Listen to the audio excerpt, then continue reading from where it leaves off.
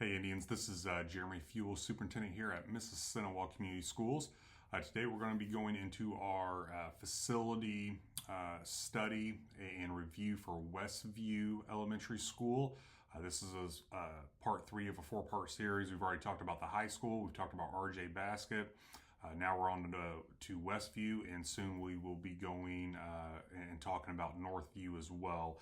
Just to give a whole picture of the entire district, every single building that we have that students are occupied in, go through the facility needs there, and talk about a long-term facility strategic planning. Today is February 4th. Tonight we do have our Westview building tour. So if you're available to attend, that starts at 6 p.m.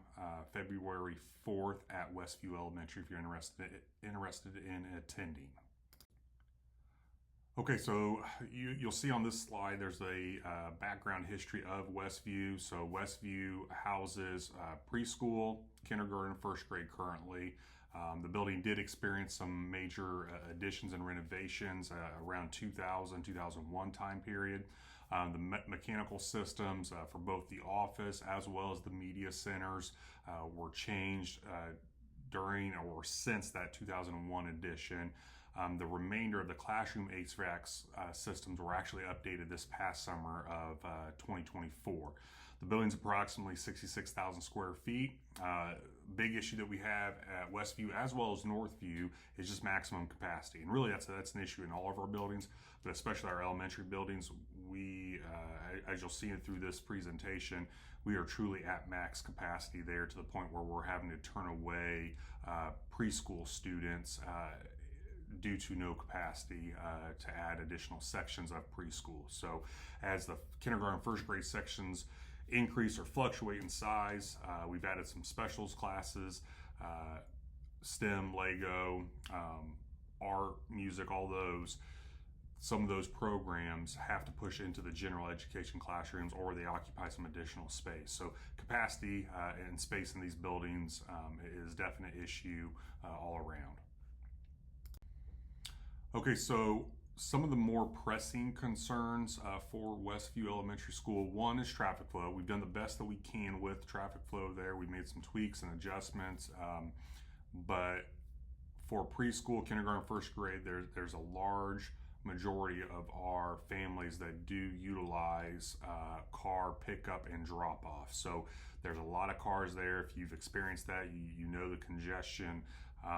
Obviously safety concern for us. So that's part of what we're looking into is how can we make that better? So one thought process is there a way to have a standalone early learning center for our preschool program those students don't ride the bus, so that would separate that traffic flow and limit traffic flow to Westview as just kindergarten and first grade. Also by relocating preschool, that would allow for additional flexibility for growth of that program long term and expansion. So that's one thing that we're looking at. So the traffic flow as well as expansion of the preschool / early learning center. Another concern obviously is max capacity. I already talked about that a little bit. We're having to turn away preschool students just because we don't have room in the building at Westview to add another section of preschool. So that's something we need to address. We want to get those students in earlier.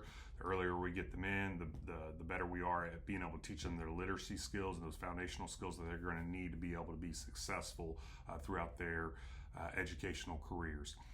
Specials teachers are having to push into the general education classrooms due to not having a designated space. And again, that's due to just not having room. We have a specials class up on the stage in the cafeteria at Westview. I believe science is pushing into the actual general education classrooms, which creates an issue because the gen ed teacher doesn't have a space to go do prep work at that point in time. We don't have a large group meeting space for staff PDs. We run a PLC model, so having those meeting spaces for our staff to conduct the professional development that's needed is an issue. We do have issues with the cafeteria. It needs some expansion. We need some soundproofing in there. It's very loud, very tight, congested. So that's another thing that we're looking at. A lack of staff restrooms is a big one. We really have one staff restroom up by the office. So we're looking at some ideas to get a fourplex or quad of restrooms in the office area, two on the hallway side, two in the office area. And that kind of goes into the lack of privacy for students and community agencies to meet with students. We have a lack of space.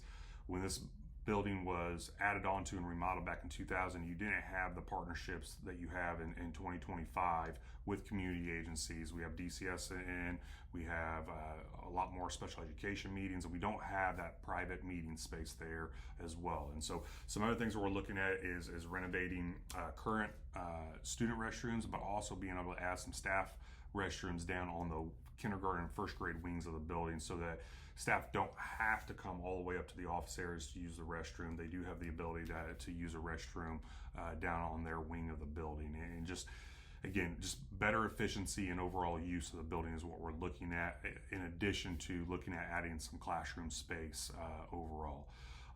There is a need to expand some additional classrooms. We do need to develop that long-term plan for an early learning center. So servicing fourth and fifth or 4-year-olds and 5-year-olds, but now we're going to also be looking to, okay, let's go down to 3-year-olds, okay, and the state's going to have a push to continue to expand that early learning center, daycare programs as well. So we need to develop that long-term plan and place the early learning center or preschool program in a location that allows for that growth. Now, if you've watched the RJB and high school presentations, this presentation is not going to be nearly as long due to the fact that the building has been upgraded with the mechanical system. So there's not major mechanical issues. Are there things that we need to address? Yes, but not to the extent that we had at RJ Basket or the high school. So those concerns aren't really there. It's more of usability of the space that we have and adding additional space. That's what you'll notice through this presentation. Okay, on this slide, it's a couple of shots of the office area, the front office area, and this is a common issue at Westview and Northview. The offices are pretty much identical, and we're looking at not necessarily an office expansion at Westview, but a re-layout of that office to create quieter meeting space, more staff restrooms, more offices as well for community agencies to be able to meet. We do have a need for conference rooms for teachers to be able to meet, to be able to hold case conferences for special ed students, and just different meeting spaces for them as well. So that's something that we're looking at, and plus just the safety and security measures. When this was done in the early 2000s, wasn't quite to where we need to be with today's standards in terms of school safety for our staff and students. And so that's a big thing that we're looking at as a new office layout for those purposes. Okay, so these aren't major issues, but some of the outside, just in terms of the curbs, asphalt pavement around the back of the building, some of those need some attention. So that's a big thing. When we start to look at the traffic flow there, possibly adding some entry and exit points and cleaning up the traffic flow, it's a good time to look at the curbs and the other asphalt areas around the campus to clean that up, provide that ADA accessibility, clean up the traffic flow within Westview on the district, and just for better safety and overall aesthetics and usability of that particular campus. Okay, over on the left is just pictures of the gutters, fascia paneling, and such. Again, these aren't major things, but they do need to be taken care of. We do have some leaking gutters and metal trim that's starting to show signs of wear, and if left unattended, it can cause bigger issues down the line. So that's something that we want to address, is taking care of those water leaks, whether it's in the gutters or the metal trim around the building, to ensure that it doesn't equate to additional damage that's more expensive down the line. As far as the playground equipment goes, you see there on the right, really most of the equipment's in good shape. We do have some equipment that needs to be replaced. Big thing there is adding some ADA equipment, and then also a mat surface in all playgrounds that does permit ADA accessibility. That's a big one there for us. Okay, so this is a common issue both at Northview and Westview. The classrooms that have sinks in them, the sinks and countertops, there's evidence of water damage there just over the years, 20 plus years of use. Those need to be addressed, taken out, redone. Again, not a big project, but it is something that we need to address in there. We talked about it earlier about the over there on the right, the restrooms. We have some restrooms that have been upgraded, but we do have some student restrooms that do need some upgrades as well. Again, that's not a big issue for us, but it is something that we do need to address and stay on top of. It's that preventative maintenance piece for us as well. And another thing that we've talked about is adding those additional staff restrooms and some additional student restrooms. Right now, because of the building capacity size, there's not enough student restrooms when they get to that lunch period time / recess time. There's a lot of congestion there, which just decreases our students' time for those for instruction, for recess, as well as their lunch times. A couple other items. You'll notice that the picture over on the left, there is surface mounted light fixtures there. It's not a drop-in ceiling, so sound is an issue. So what we're exploring is a way to incorporate a drop-in ceiling.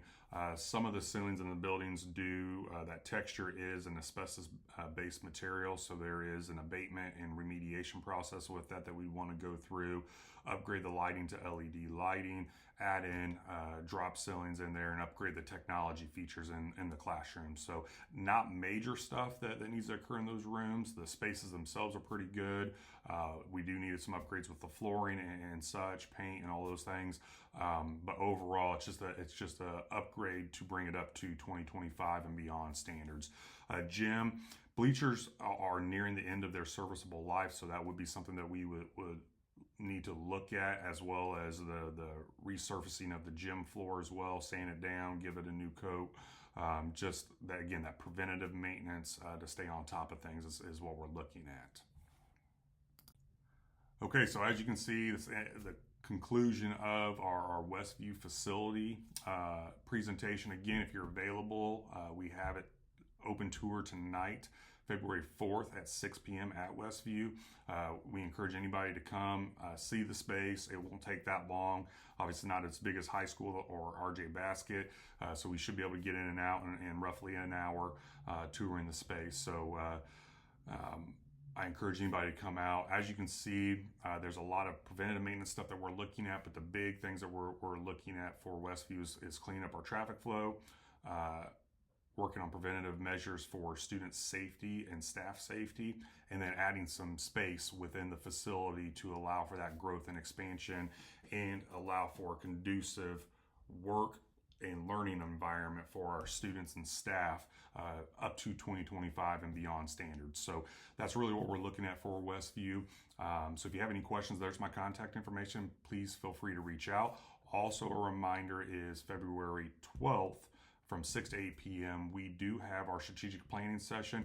We're going to be talking about all the buildings in regards to facility updates, what we're looking at as a district, what our plans are going forward, and we value your input on that. We have sent out some surveys here this week to the entire community, just asking for your input on facilities from your viewpoint.